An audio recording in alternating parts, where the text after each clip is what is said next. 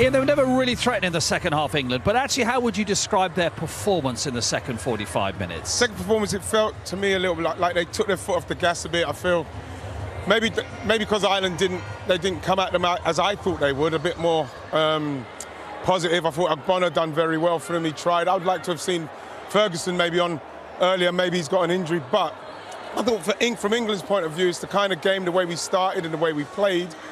I thought we should have pressed it home a little bit more. Started with the same intensity. Maybe see if we could get 3 or 4 and just play the game that way. A bit more ruthless. It's a little bit. That's been England's problem for a little bit, has it? They have a good 45 minutes, but they don't kick on and make it a good 90 minutes necessarily. Yeah, but the frustrating thing for today was Ireland were there for the taking. England dominated the first half. We kind of praised them, their decision making, their quality, their movement. That was the opposite for the second half. I thought they were awful the second half. Players playing for themselves, taking too many touches, trying playing wide rovers pass, keep doing the basics and suck Ireland out. But Ireland played with a lot of pride, obviously, the second half. But as good as England were in the first half, I thought they were just as bad the second half. Really, players playing for themselves, even the substitutions, players strolling off, showing a bit of arrogance. There's a team there for the taking, especially for the attacking players, right? If you're on that pitch, you're thinking, I've got chances here to go and score a goal. Let's hear from the goal scorers then, Declan Rice and Jack Grealish, both with Gabriel Clark. Yes, guys, back in Ireland, a goal each. Deck, how would you sum up your afternoon? Yeah, really good. Obviously the manager's first game.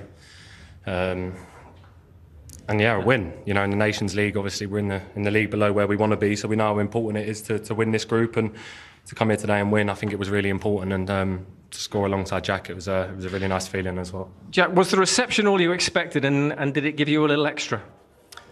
Yeah, it's what I think me and Deck expected. Listen, it didn't.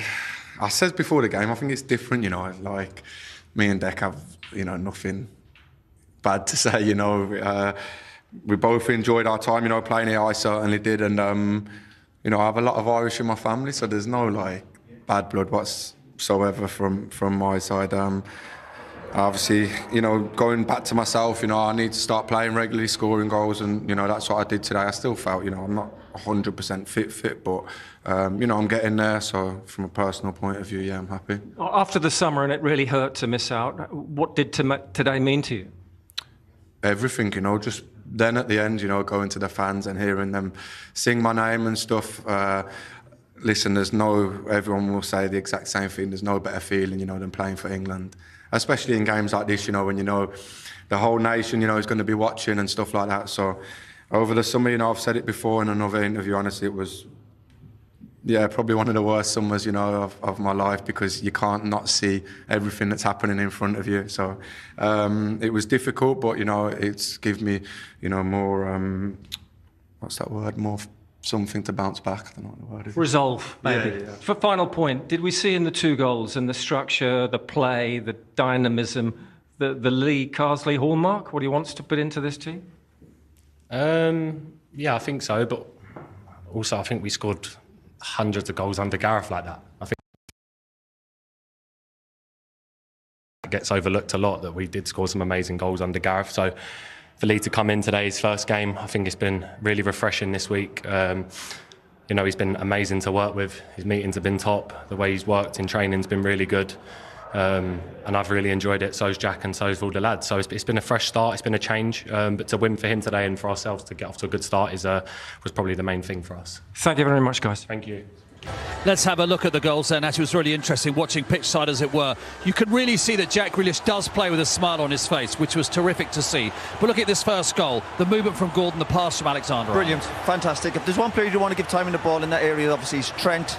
Should have scored with the first effort, and again Rice doing what he does, coming in late. And when that breaks him, you just know he's got that finish in him. He's got a good technique, beautiful finish, and a deserved lead for England. And then Roy loves it, and then we'll be watching for this now. Yeah. Quick 1-2, so hard to defend against. This is why probably Roy was so disappointed with the second half, because they were very good in the first half with this kind of play.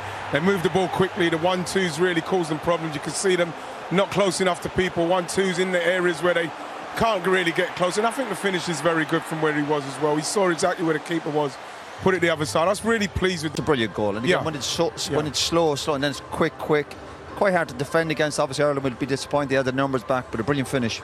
football is such a serious business. It's great to see someone like Jack Grealish, who is just loving being out there. Happens to be playing in an England shirt, in an international, but just somebody who clearly loves the game for what it is. He's obviously a likeable fella. I walked him a little bit at Villa, and again, a really nice kid.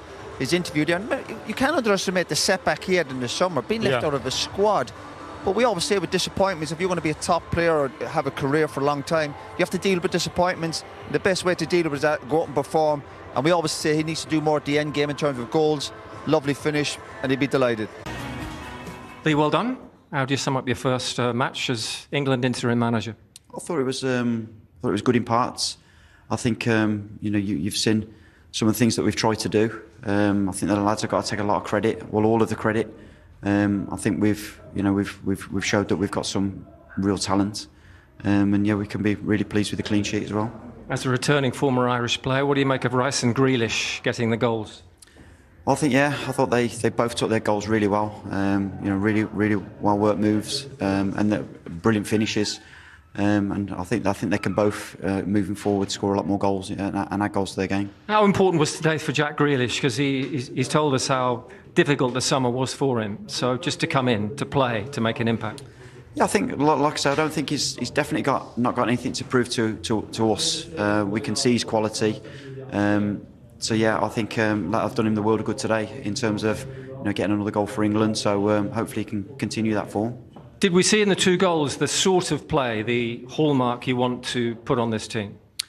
Well, again, I wouldn't call it my style or my way of playing. It's the players have got to take a lot of credit, and the way that they took on some of the things that we spoke about, moving the ball forward quickly, running forward, trying to get in pockets. I thought they'd done really well. Anthony Gordon told us this week about how much he wanted a chance. What dimension did he add? Well, on a really dry, sticky pitch, it's not often ideal for dribblers, but I thought Anthony was very good, a real threat. He's carried on his form from last season, and yeah, he looks a real dangerous player. Was the disappointment elements of the second half not scoring more? I think you've got to give Ireland credit as well. I think they're very resilient. They close the gaps. Our space maybe come out a little bit wider, so we found it a little bit more difficult to get through them. But at 2-0, we were quite comfortable. Well, first day of school for Lee Carsley as well. I would imagine a big sigh of relief from him at the end of this day as well, Ian, because with the whole business of the national anthem, he's learned quite a lot about what entails the England manager's job, I think. Yes, he has. But like he's shown before, he's all business. He's like he said, he's focusing on the football. Maybe that's a bit of naivety in respect of what it takes to be the England manager and what you need to be able to deal with. But in respect of the way the team started, saying that he wants to see something different, and we're going to see something different. We did in the first half. It was a lot sharper. It was a lot quicker. What I would like to have seen, maybe the substitutes a little bit earlier, but the second half wasn't as good, simply because for whatever reason they took their foot off the gas. Ireland did get better, but I do feel that we're seeing something. We're seeing something. You just want to see that progress.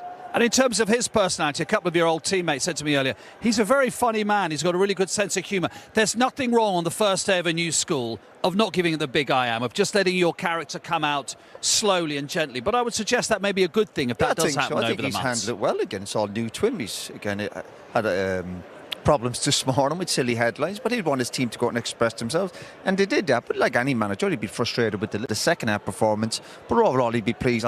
But he's glad to get out of the way. Yes. He can now look forward to the game on Tuesday, because it's not easy. There's different challenges for him, even dealing with the media before the game, after the game, stuff he's got to get used to, but he handled himself very, very well. There's one outstanding player, if it seems Ireland have up front, Evan Ferguson.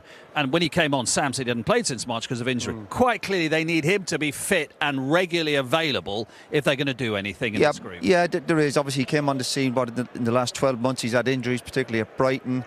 But there's a lot of big expectations with Ireland. I think it's about unfair. He's still a young player. He's learning his trade. But yeah, listen, there's big expectations for him, and hopefully he can back it up. The key for him is to stay fit and get playing games regularly, and then he can have a big impact for Ireland. Just a word about Angel Gomez when he came on. Yeah. It was great again to see his beaming smile. And there's an alternative maybe to a Kobbie Mainoo, isn't there, possibly for England? Well, yeah, and what we saw was a very busy, very confident, capable player. He's somebody that we've seen. He was one of the players, one of the main players in the under-21 Euros win. He's a player that's been playing for England since under 15. Went across to Lille from the Manchester United academy. Then he went to was it in Portugal? Yeah, went to Boa Vista. Boa Vista.